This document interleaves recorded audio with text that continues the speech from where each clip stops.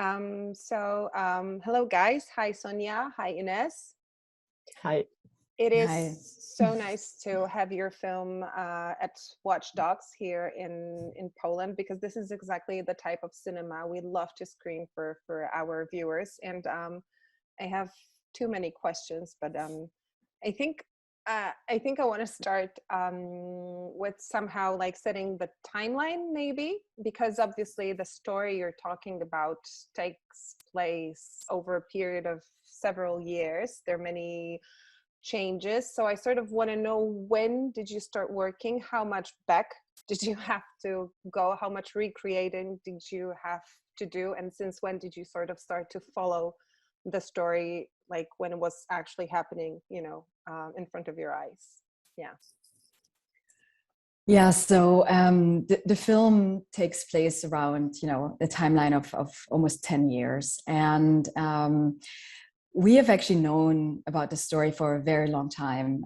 We were actually in production of our drone whistleblower documentary, National Bird, when one of our sources, I believe it was the attorney, was telling us about Matta DeHart. And he and his family were in Canada at that time. And, I remember I was starting to look into it and thought, wow, this is a very strange story. It's intriguing. It has all the key words, as the journalist Adrian Humphrey says at the beginning of the film, government torture, FBI, national security, and then also child pornography. So it's definitely triggered my interest right from the beginning. But we were in production of another very complicated, research intensive film. So, I really didn't have the capacity to dig deeper into this, because it's clear it would be a rabbit hole.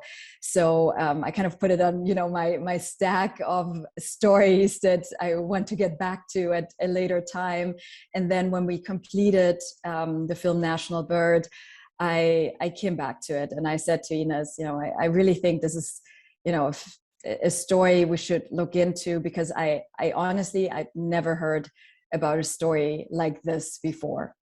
Mm-hmm. And then what we always start with is to see if the people that would be the focus of the film, if they're interested in working together, right? The idea is to do this in a full collaboration and involve the protagonists, not just make a film about them. So Sonia met with the parents first, and they, I think they had seen National Bird, and that was definitely something that they really, really liked, that style and the way we had gone about that research. And that's how it started. I don't think if they had not been so open to us making this film, I'm not sure it would have taken flight. Mm-hmm. So you've actually touched upon something that I wanted to ask you about as well, which is trust. Because obviously, if you just made a film with like talking heads and everybody would be outsiders, this film would not have an impact like it does. So were the parents convinced, right after watching your previous film? Did it take more to gain their trust? Because the film shows they're very opinionated, so you must have fit somewhere into their, image or impression of what they want. I would really say that our previous work had a lot to do with the trust and the access that we got, because it was clear, and it's clear to the DeHart family as well, that their story is not an easy one to tell. And they wanted to have filmmakers and journalists who had experience covering these type of stories. They did also want to tell their story, that is clear, but our previous work certainly had a lot to do with it, because we had worked with whistleblowers before, and I found these 3 drone program whistleblowers. They are national security whistleblowers. So this type of material was certainly familiar to us. And then, we're dealt with surveillance, where our entire team knows how to use encryption. So we have a certain sort of standard of data protection that was important to the DeHart family. We did not know at the beginning when we got into this investigation where it would lead us. While we knew it would be a rabbit hole, we didn't think, possibly it would be that deep of a rabbit hole. And we really went into this, quite open-minded. And that's why in the film, you see, we give acts, we share with the audience when we found certain information at the end of the film, which does give you a different perspective. And a lot of that information we really got pretty much at the end of our investigation and production. Mm-hmm. So that timeline kind of matches our own timeline of finding things out. One thing that Sonia didn't say is, but that she did right away with the family, is to really tell them that if we get started with this film, we need to go any which way the research leads us, and that they have to be open, that there will be people who will say things that they don't agree with. And that was like out in the open right away. That was important to us that they understood that. But I have to say that worked for me pretty well, because I thought that even if there's information in the film that they're disclosed and they're contrary to their version, or should I say their truth, it only in a way confirms how devoted to their truth they are. They're so convinced of the version of the events, they're sort of sticking to that. It doesn't matter what other people say because they know. So that's also working for the film in a very weird way, I think. It was fascinating to us, right? This complete devotion of these parents to their adult son. It was fascinating. I mean, really, we had never really seen anything like this. The lengths they went to, so far as to aid a fugitive, which in itself in the United States, probably elsewhere too, is a crime to aid someone, to run away. Yeah, the story in itself has so many layers. It of course, family, love and trust and devotion, personal truth versus, a subjective truth versus objective truth. And then what was, really important for us too is to, kind of share our perspective as filmmakers. It's not, like obvious, we're not on camera, we're not including our voices, but I think when you pay attention, you can feel, sort of the journey that we are going through, sort of the journey that the audience, the viewers are going through, mirrors our own journey of investigation, and is, I think pretty similar to the experience that we had investigating and making this film. Yeah, I think this is something very beautiful and also brave to share with the audience, because I am going to say, I assume most of the people that are watching this Q&A have seen the film already. So you remained open, and I could feel that as a viewer. I feel like very often filmmakers, once they find the right path and the right direction, even if something happens, they're like, no, let's just keep on going the way we did. And I could feel your, I'm going to say maybe surprise, maybe a little disappointment even at a certain point, but that only gave extra value to the film again, I thought. Yeah.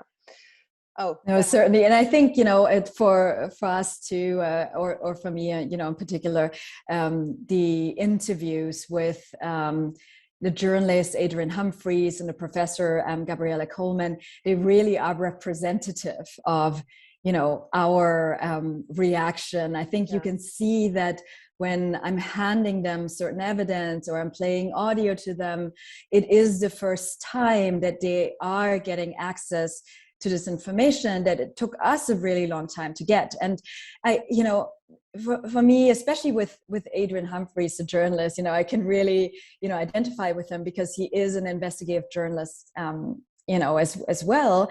And when I set out to do this story and I met with the DeHart family, as Ines said, I said to them, I'm only going to cover your story if you are okay with me investigating in all directions. I'm an independent filmmaker, I'm a journalist, and I'm going to speak to everyone involved. I'm going to do my own independent research. And honestly, your story is very complicated. And I actually discussed it with our director of photography, Torsten Lapp, and editor Maxine Gödecke, I kind of had a, worst case scenario in mind. And we might be able, like, we might find out certain information, and this is, it could make things, look a certain way. But I determined I would take on the story in any case, because, to be honest, it is a very, or it's rare that you find a story that has so many layers. It carries a 104-minute film in one narrative with, different cases, national security, child pornography, different perspectives, them leaving to Canada, all these things that are, and government, overreach and drugging the evidence that we had at the beginning. It was clear to me that this is a story that should be told and should be investigated. But yes, the outcome and the ending and the reaction of our experts in the film really represents, some of what we were going through. So obviously there is this hard drive that your protagonist was carrying over the border, or should I say supposedly? I think it's a fact, right? You checked that. Yeah, he had actually 2 USB sticks that he carried across the border, and there were documents that proved that. Yes. So which held sensitive information that could. Well, that we don't know. Exactly. But they existed. This is something that I think we can say we know. But there is so much other information that you had to dig out. And I know this is something viewers are very interested in always, how do you do that if you're not in the police, if you're not a detective? Because I think it's a fine line. I mean, there are lines you cannot cross as a journalist or as an investigative filmmakers. So what does a filmmaker, a producer do to find things like that? Because they carry the film sort of. So in the US, we have this law. It's called the Freedom of Information Act, and you can put in requests for every government agency, all their paperwork. Right now, whether you get it or not is a whole different question, but you can ask for it. Right. It's a really valuable tool to have. The problem with it is that the wait times are so long. And if you work in news or documentary filmmaking, you might not have as much time. So we put in our requests very early on. And some of that is still going to this day, right? That's how slow it is. Okay. And that's how slow it is. But through that, we got a lot of information. Sometimes it's just completely basic information. Was the father in the NSA? Was the mother in the army? Totally basic, just checking off, making sure that everything we hear from the protagonist is true. Yeah. And then you start to dig a little bit deeper and get to the next layers. And then aside from that, there's also a lot of court documents that we had to get access to. Again, the system actually works pretty well. A lot of this is public. You just have to find it. So it takes a little bit of skill, but you have to find it. And then in this case, some of it was sealed. And we worked with this amazing organization, the Reporters Committee for the Freedom of the Press, who helped us unseal some of these documents. Unseal, can you unseal them, right. So that means that a judge had sealed them for whatever reason, and there's different reasons why a judge would do that. And then they can, when you ask to have something unsealed, they will look at that and say, enough time has passed, the case is closed, yes, now we can unseal it, or they keep it unsealed. But in this case, they ruled that some of these documents were unsealed. And then you have a little bit more information, right? So you're basically trying to build from all the paperwork you can get your hands on. And then a lot of other research is, boots on the ground. We went down to Nashville. We met a lot of people in person. There's a lot of, had phone calls. There's a lot of information in the film that is not, that led us other places. Sonia always says, like, what you see in the film is like the tip of the iceberg. Oh, that's usually the case, right? Exactly. And there's a massive amount of other stuff underneath that, right? And a lot of it is just building connections. And not everybody we talk to is in the film, but they may have led us to look elsewhere, or to come to a certain, direction, right? I mean, again, as Sonia said, we started out a certain way, and then slowly but surely we were really pushed into a different direction,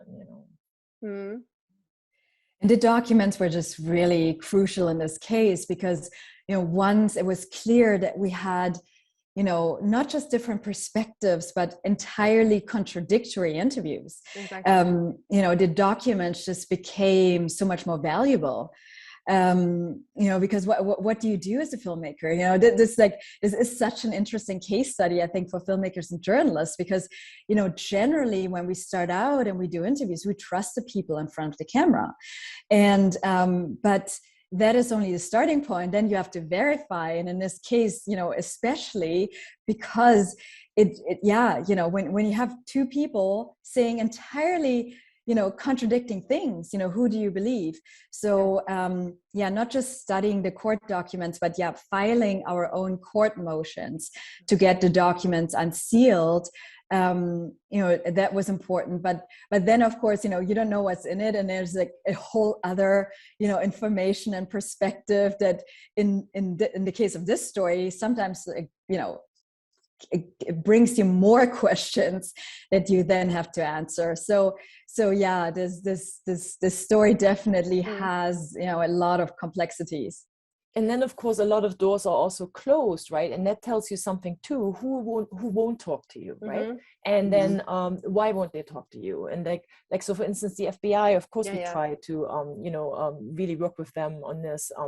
And there was just no way they were gonna help. They even advised other people not to talk to you, right? That's right. Because very often there's agents on a case that are retired at this point, so we wanted to talk to retired, not even retired agents. No go, right? It's like a statement without a statement, right? That's right.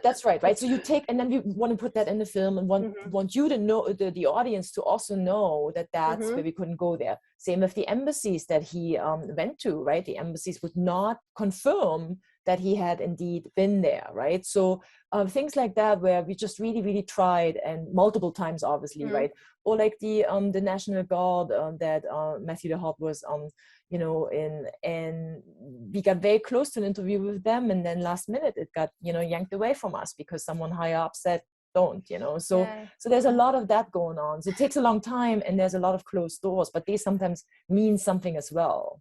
I think those interviews that are supposed to happen and then they don't, it's something that you had to deal with during this film, right? Yeah. So something that was also super interesting to me is that you had to do some staging. It's always an interesting thing when, we're talking about documentaries, because I think people tend to think still that documentaries are just like, invisible viewer just documenting, and there is the element of creation not really there. So you had audio recordings that you had sort of to match with the image which needed to be recreated. And particularly interesting is that, we don't really get to compare your Matthew from the casting to a live one, but the parents, we see them all the time. So how do you sort of cast a documentary like that so it still makes sense in a way and remains credible? Yeah, that was tough. I have to be honest. We did not have, or at least for the Matta DeHarta role, we had to help, because this role was so crucial. We had the help of a casting director, but all the other roles, and I think there were 15, 16 or so, at least, we cast ourselves. So our associate producer, Myron Poitras, and I, we actually put out ads. And I remember the day when I was issued, we had pre-selected people, and it was such a challenge because not only did they have to lip sync, but they also had to be lookalikes. So I was doing back to back interviews with people, to find the right to find the right cast members. And then of course, the recording itself, was challenging because, it had to be the right sound, but also I really love the element of staging itself, especially of the hearing room. So for me, when I rewatch the film, it has all these layers of this being slightly odd because you have this original audio with the recreations, and then it has this theatrical element, which to be honest, Matt DeHart, I think you can hear it in his voice. He has that, and he has it exactly. So what does it mean? It has all these theatrics of telling his side of the story without actually being questioned and probed. And then we have that hearing room and this like strangeness of the recreation. So I really hope that people who watch the film and maybe rewatch it pay attention to that as well. I have to say, I think it worked perfectly, especially from the moment when you had the journalist describing his experience with the photo, where Matt replaced his mugshot with like a staged photo in a Canadian shirt, and then we become fully aware how aware of his image he is. So that was like I think a perfect match. Ines, do you want to add anything on that? No, this idea, like I love this. I love how this, in this case, art is really matching life, in that we really started to feel that Matt is very careful, and Adrian Humphrey says that as well, in creating and forming his narrative, right? And this is another piece or layer of research, right? To match what Matt is saying at various points throughout the case with what was actually happening in real life. So the Aaron Schwartz story, and Matt's father Paul being afraid that Matt would kill himself because Aaron Schwartz had killed himself, but the timing isn't quite matching, right? So this was also very, very interesting. What did Matt say when, and how did he craft his story along the way, and what was happening in real life? Assange, Edward Snowden, all these things happened a little bit later. So I think if you're an aspiring whistleblower, whatever Matthew was at that time, it's such like a nobilization, to be on that list among these people who have become symbols over the years. So even if, and I obviously do not know the answer, even if that was all a hoax, I think in a way it was a dream come true, although a very weird dream, I have to say. I have a sort of film geek question, because I have read that the film was executive produced by Errol Morris, who's like the Errol Morris. So has there been an actual presence or consultation, or is it just, a name in the, Errol Morris has, supported my work since our film National Bird. He actually, him and Wim Wenders were actually our executive producers for that film. And then when we got into, deeper into the Matt DeHart story, and it became clear that it is not just, a black and white story, but it has, a lot of layers and,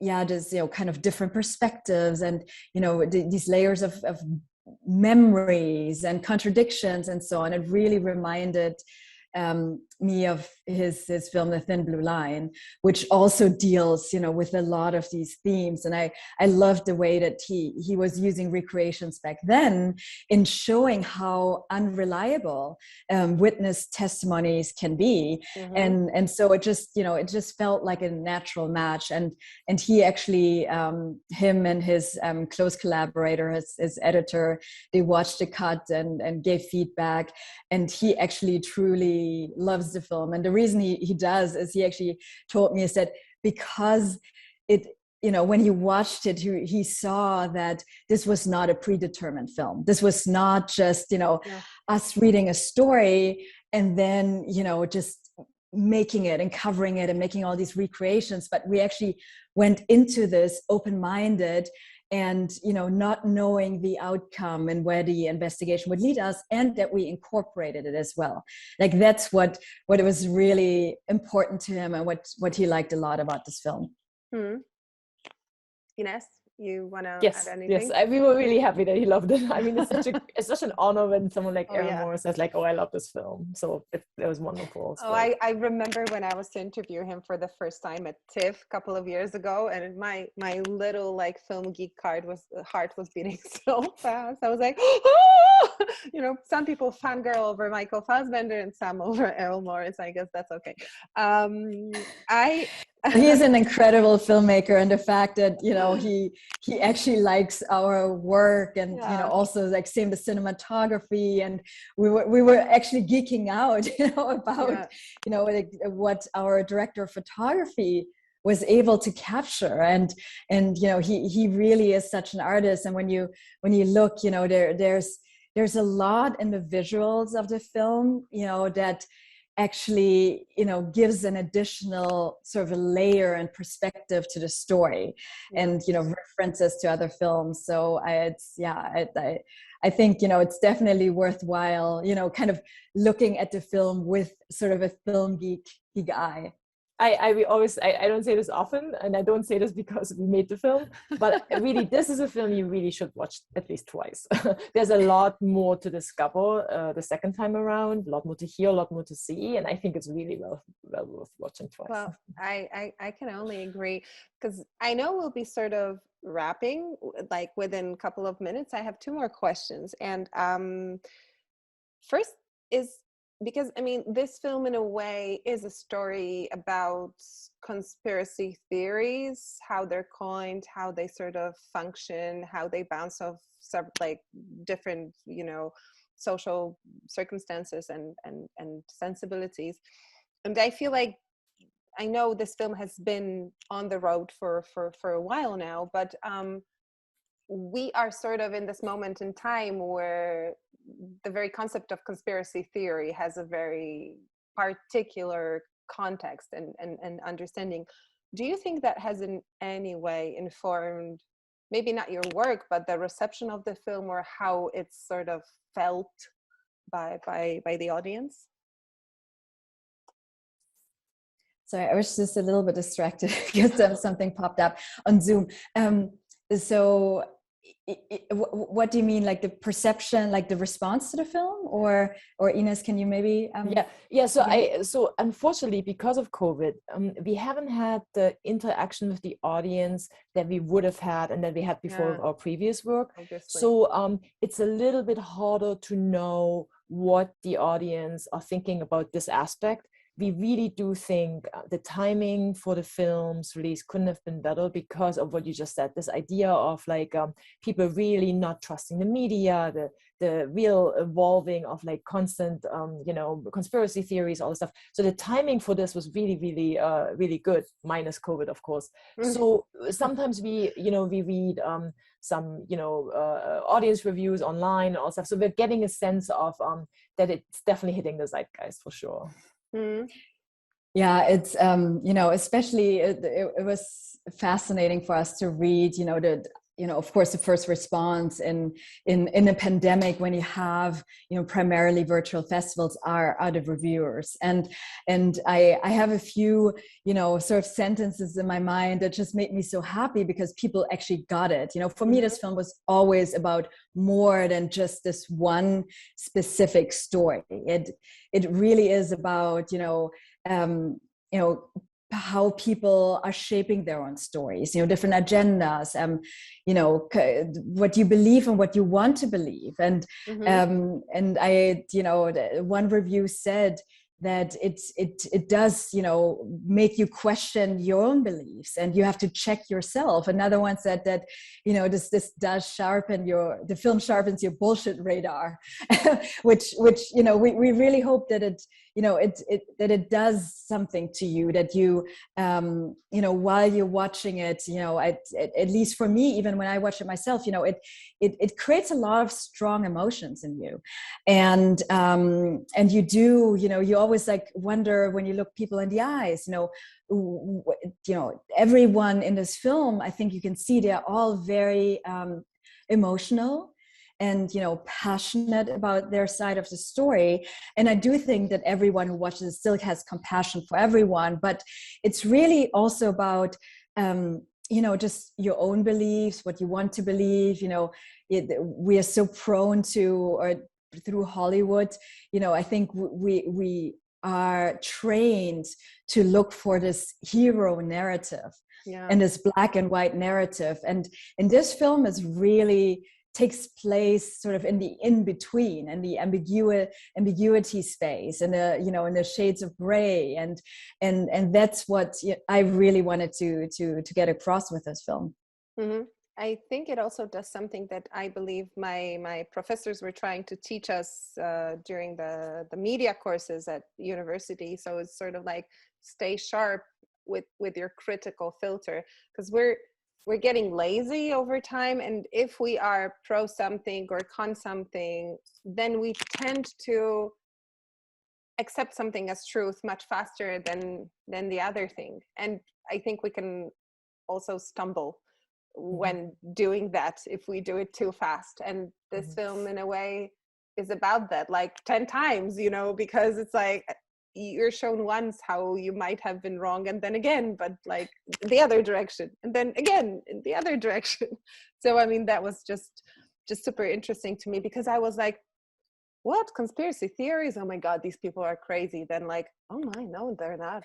This really happened. Oh, they did. Oh no, I mean, really, it was intense. Yeah, no, and it's really, what you feel in the film and these twists and turns are actually true. We experience them ourselves, and it has been nice. I'm just thinking while you were talking about some audience members who said to me that when they watched in a virtual festival, they actually stopped in between to do some research. I did that. Yeah. Multiple people have said I was that. Like, what? No, hang on. Exactly. Yeah, and they were doing research. Or another one said, like, she was standing up, and basically, she was so emotional that she was standing in front of a television, and her roommate came and said, "What are you watching? What's going on?" It must be exactly. It was so intense, and the range of people's responses. I have been reading a lot of social media and so on. What people, because it interests me. Because within our team, we have different interpretations of the story, and that's what actually has been happening with the audience members as well. That we are reading a range of possibilities, and people, I think. It really depends on where you are coming from, sort of what your level of information is, or like what your job is. If you were dealing with, I don't know, either whistleblowers or, you're an activist, or if you are, a prison guard. Mm-hmm. So yeah, the range of reactions is quite wide. Mm. I am very curious to see how the Polish audience will respond, because I think even though there are many details that are quite local and quite American, the general ideas behind it are very clear. So I hope you get some feedback, and if I do, I will tell you. And let me just remind all the viewers who've been watching that we were talking about enemies of the state. And you are Sonia Kennebeck. Sonia Kennebeck. And Ines Hofmann Kanna. Yes, thank you so much for having us. Thank you. Thank you.